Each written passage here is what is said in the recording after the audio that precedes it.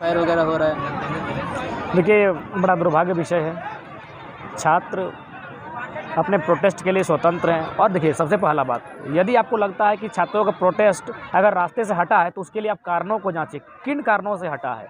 और यदि उन कारणों में सरकार, सत्ता और प्रशासन का दोष है तो फिर आप छात्रों पर फर्जी केस नहीं कर सकते हैं। छात्र वार्ता करना चाहते थे, आलमगीर आलम से वार्ता हुई थी, और एक माने सुशोभित पद, संवैधानिक पद पर रहने वाला आदमी मुंह से मुकर जाता है। उसके बाद भी छात्र शांति आंदोलन कर रहे थे। हम भी उपस्थित थे उस आंदोलन में। शांतिपूर्ण तरीके से हम लोग एक रास्ता चुने तो वहाँ पैदल मार्च कर रहे थे। हमारे हाथ में बस एक तख्ती थी, उसमें साफ लिखा था 60-40 नहीं चल तो नियोजन नीति लागू करो, पहले नीति फिर नियुक्ति। तो कोई तो संवैधानिक शब्द नहीं था। हम लोग तो उस वहाँ तक कोई भी छात्र किसी भी प्रकार से उग्र नहीं था, ना किसी भी प्रकार से कोई ऐसी एक्टिविटी थी जो अमर्यादित अनैतिक कह सकते हैं। लेकिन अचानक प्रशासन के द्वारा, आप फोटो भी देखे होंगे, पहला पत्थर भी अगर उठा है तो प्रशासन से उठा है। रबड़ गोली चली है, आंसू गैस चला है, उसके बावजूद भी छात्रों ने धीरज का परीक्षा दिया। देखिए, जब आंसू गैस चला तो हम खुद चश्मा लगाए, गमछी बांधे, फिर बैठ गए। यानी हमने तो सामना किया था आंसू गैस का, हमने रबड़ की गोलियों का सामना किया, बल्कि प्रशासन ने जो पत्थर फेंके थे मिट्टी का, उसका भी सामना किया। लेकिन लाठीचार्ज तो प्रशासन ने किया है। उसके बाद भी शांतिपूर्ण था। अगर दहन किया तो पुतला दहन किया गया, हल्का सा यातायात बाधित हुआ तो उसके लिए आप ऐसा धारा लगाएं जिससे कोई आतंकवादी आंदोलन कर रहा था। आतंकवादी आंदोलन नहीं करते, वे लोग तो हिंसा करते हैं। तो ऐसा धारा लगाए, हमने भी देखा, चाहे तलगड़िया, चाहे पिंडर चौड़ा का केस हो, ऐसा धारा लगा जैसे कि मानो ये छात्र नहीं, आंदोलनकारी नहीं, ये आतंकवादी हैं। तो इसलिए मैं प्रशासन को यही संदेश देना चाहूँगा कि ये किसी को दबाने के लिए फर्जी केस को बंद करें। अगर आपको लगता है तो आप पहले छात्रों से वार्ता करें, छात्रों से वार्ता के बाद आप हल निकालें। लेकिन ये जो अब राजनीति हथकंडे अपनाए जा रहे हैं, वो कहीं ना कहीं लोकतांत्रिक देश में एक डरी हुई कमज़ोर सरकार का रूप देख रहे हैं। चाहे केंद्र की सरकार हो, राज्य की सरकार हो, ये सत्ता जो कि में बैठे लोग जनता के सवालों से डर रहे हैं। वे अपने अधिकार को जब मांग रहे हैं तो वो दिग्भ्रमित कर रहे हैं, केस में डालकर युवाओं को आंदोलन करने से डैमेज कर रहे हैं। ये गलत बात है और ये ज़्यादा दिन तक नहीं चलेगा। तो उसके बाद आपको उठा लिया जाता है पुलिस प्रशासन द्वारा। उठाने के दौरान आपके साथ क्या क्या किए, शुरू से अंत तक बताइए। देखिए, हम तो काफ़ी पीछे बैठे थे, क्योंकि हम रांची में, आप फर्स्ट हम बोल दिए थे कि इस आंदोलन का हम समर्थन करने आए हैं, आंदोलन का नेतृत्व करने हम रांची नहीं पहुंचे थे। अब देख सकते हैं, हमने पोस्ट भी किया था कि हम लोग नैतिक समर्थन करते हैं। हम लोग गए, जो रांची के साथी थे वो अगुवाई कर रहे थे, मीडिया से वे बात कर रहे थे, प्रशासन से वे लोग बात कर रहे थे। हम बिल्कुल एक छात्र की तरह एक काला टी शर्ट, एक चश्मा चढ़ाकर हम काफ़ी पीछे बैठे थे। वीडियो भी आप लोग देखेंगे, स्टार्टिंग में हम काफ़ी पीछे बैठे थे। हम सुन रहे थे क्या क्या घटनाक्रम हो रहा है, देख रहे थे।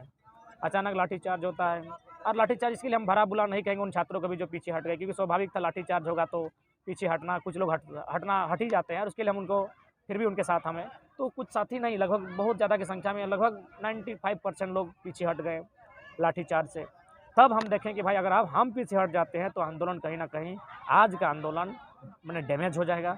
फिर हम आगे आके खड़ा हो जाते हैं, और जो उस समय वहाँ के जो दंडाधिकारी थे, जिनके कहने से लाठीचार्ज हो रहा था, उनको हमने एक ही लाइन कहा कि यदि आपको लाठी ही चलानी है तो हम अब आ चुके हैं, हम पर चलाइए, हमारे साथियों पर मत चलाइए, हम भागेंगे नहीं।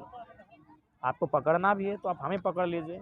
हमारा सर पर टोपी था, हम टोपी भी खोल के फेंक दें कि गंजा सर है, अभी बाल छोटा छोटा है, चोट बहुत ज़ोर से लगेगा, लाठी चलाना है तो सर पे चलाइए, हम पीछे नहीं हटेंगे।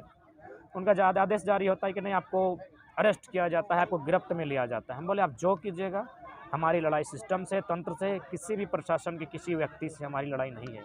हम उनके साथ चले गए तो थोड़ा सा खींचातानी हुई, हमारे साथी हमको पीछे लाना चाहते थे कि आपको जाने नहीं देंगे, और उस क्रम में थोड़ा सा हुआ, हमारा गंजी कुर्ता फटा, फिर हमें ले जाएगा, थाना में रखा गया। थाना में भी हम प्रशासन को कोऑपरेट किए, क्योंकि जैसे ही एक प्रशासन के एक व्यक्ति ने सोशल मीडिया चलाया, देखा वहाँ लिखा है अनगढ़ा थाना में हमको रखा गया। हम खुद जाके बोले, जो दंडाधिकारी महोदय थे, कि देखिए ज़्यादा देर आप हमको थाना में नहीं रख सकते हैं, क्योंकि सोशल मीडिया में वायरल हो चुका है। तो वो हमको ही पूछे क्या करना है, हम बोले हमको किसी खुले स्थान में रखिए, या फिर ऐसे थाना में रखिए जिसकी जानकारी रांची को भी नहीं है। तो बोला नहीं, ऐसा तो कोई थाना ही नहीं है। हम बोले तो बेहतर होगा किसी खुले स्थान पर हम लोग को रखा जाए, और भीड़ को नियंत्रण होने दिया, नहीं तो भीड़ आपके थाने तक आ जाएगी।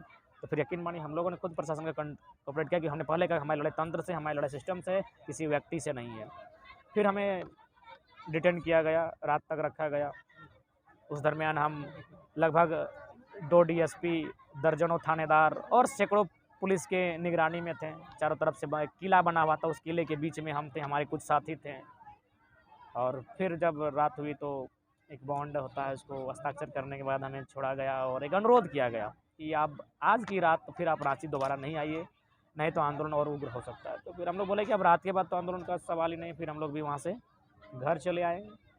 उस दिन का आंदोलन नियंत्रण में आया था, लेकिन हम लोग का आगे की रणनीति तैयार है। हम लोग फिर से इस राज्य के युवाओं के हित के लिए नियोजन नीति को वापस करने के लिए आगे तत्पर रहे। दादा मीडिया लोगों पे भी कुछ यही बहुत सी हरकतें की गई थी जो एक प्रशासनिक तंत्र में बैठे लोगों को, संवैधानिक पद पर आसीन लोगों को इस प्रकार का दुर्व्यवहार उनके साथ नहीं करना चाहिए था। ये घटना आंखों देखी है उनके साथ जो दुर्व्यवहार हुआ, और हमने मीडिया के बंदों के सामने भी कहा था कि प्रशासन के लोग जो महिला पत्रकारों के साथ जो घटना घटित हुई उसके लिए सार्वजनिक रूप से माफ़ी की मांग करें, और जो कि कहीं ना कहीं लोकतांत्रिक देश में महिला पत्रकारों के साथ जो उस दिन कुछ ही पल के लिए हुआ था, जो कि खेद का विषय है, निंदनीय है। मुद्दे पे आते हैं, किसी एंगल से, किसी भी दृष्टिकोण से कतई अच्छी नीति नहीं कही जा सकती है। 40% ऑल ओवर इंडिया के लोगों का ठेका और जिम्मा हम क्यों लें? राज्य हमारा, साधन संसाधन हमारे, पूर्वजों का खून बहा हमारा, कंपनियों ने ज़मीन हमारा लिया, तो 40% इंडिया का ठेका हम क्यों लें? हम इंडियन हैं, मानते हैं, लेकिन तमिलनाडु में क्या कानून है? क्या तमिलनाडु, महाराष्ट्र, गुजरात के लोगों को सरकारी नौकरियों में लेता है? नहीं लेता है, तो हम क्यों बाकी राज्यों के झारखंड में लेंगे? क्या महाराष्ट्र लेता है, गुजरात लेता है, उड़ीसा लेता है, बिहार लेता है? नहीं लेता है। 10% लेता है, कोई तो 0% लेता है, तो हम 40% क्यों लें? अभी 40 कहाँ, 40 नहीं, आप गलत फहमी में हैं। पहला बात, यहाँ राज्य के लोग समझ ही नहीं रहे हैं। हमारे पास स्थानीय नीति क्या है? 1985 की है। 1985 का मतलब स्पष्ट है, आधा गैर झारखंडी तो झारखंडी हो चुका है। यानी उस 60 में 30% तो यहाँ लेंगे 1985 की नीति के कारण, और 40% इधर, यानी लगभग 70% बाहरियों के हाथ में है, 30% झारखंडियों के हाथ में है। 30 से 40% झारखंडियों के पास है, बाकी 60% बाहरियों के हाथ में। 1985 की नीति का मतलब क्या है? खटाल में जो कब्जा करके बैठा है वो भी झारखंडी, धनबाद में जो जबरन माने का ठेला लगा के बैठा है वो भी झारखंडी। देखिए, जो लोग यहाँ रोजी रोजगार करके आए हैं, जो गरीब गुरगा है, उनके साथ हमारी भावना जुड़ी है, लेकिन नियम और भावना दोनों अलग विषय है। कानून और भावना एक नहीं होता है। कानून का अपना मापदंड है, भावनाओं का अपना मापदंड है। भावनाओं के नाते आपके व्यापार का हम समर्थन करते हैं, आपके साथ हम भाईचारा रखते हैं, लेकिन कानूनों की बात करें तो आप हमारे राज्य के निवासी नहीं हो सकते हैं, क्योंकि ये कानून है, एक व्यक्ति एक ही राज्य का निवासी हो सकता है, एक ही राज्य में संवैधानिक अधिकारों को प्राप्त कर सकता है। यानी कानून अलग तरफ है और भावनाएं अलग है। भावनाओं के दृष्टिकोण से आपका हम सम्मान करते हैं, आपके रोजी रोजगार का सम्मान करते हैं, लेकिन कानूनी दृष्टिकोण से आप झारखंडी नहीं हो सकते। बहुत बहुत धन्यवाद दादा, आपका जोहार करते हैं हम सभी से जो है बात करने के लिए। जोहार। आप सभी मीडिया बंधुओं का भी हम आभार करते हैं, क्योंकि इस आंदोलन को आज अगर हम लोग मजबूत किए हैं तो यही मीडिया है। और आप एक वही संदेश कहना चाहेंगे कि जो भी आपके नए वक्ता को अगर आप कभी उसका संबोधन को लें तो कोशिश कीजिएगा मैंने रिकॉर्डेड लें, उनको लाइव नहीं लीजिएगा, क्योंकि नए वक्ता उनके पास शब्द चयन नहीं होता है। देखिए, गलती कोई एक करता है, लेकिन आरोप सीधे जयराम महतो पर आता है, उसी का टीम का बंदा है। तो इसीलिए इस बात को थोड़ा सा प्रयास कीजिएगा। हम लोग बहुत मेहनत के साथ आंदोलन खड़ा किए हैं, देख सकते हैं, बहुत दुख में हैं हम, अपने 2 साथियों को हम मैंने गंवा चुके हैं, लेकिन उसके बावजूद हम आंदोलन में जा रहे हैं, क्योंकि एक नया दिशा देख पा रहे हैं राज्य के लिए। हम लोग अपना शरीर को हम गंवा चुके हैं, 7 को बीमारी है मेरा पास, जबकि इससे पहले मेरा 0 बीमारी था, लेकिन अपने गम और दर्द को लेकर आंदोलन में आए हैं कि इस राज्य में बदलाव हो। इसीलिए आप लोग सभी मीडिया बंधुओं ने बहुत सहयोग किया है, आगे भी आपसे सहयोग की अपेक्षा है, लेकिन एक अपील है, निवेदन है, आदेश नहीं।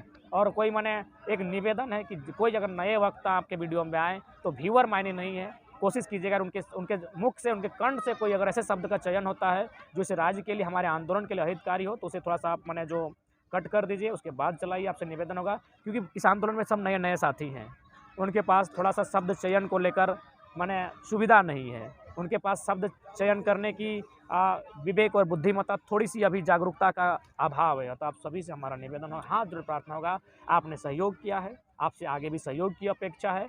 आप तमाम लोकतंत्र के चौथे स्तंभ, चाहे प्रिंट मीडिया हो, डिजिटल मीडिया हो, सोशल मीडिया हो, या फिर अन्य मीडिया के स्रोत हों, सभी का कोटि कोटि धन्यवाद। झारखंडी जोहार, वंदे मातरम, जय झारखंड।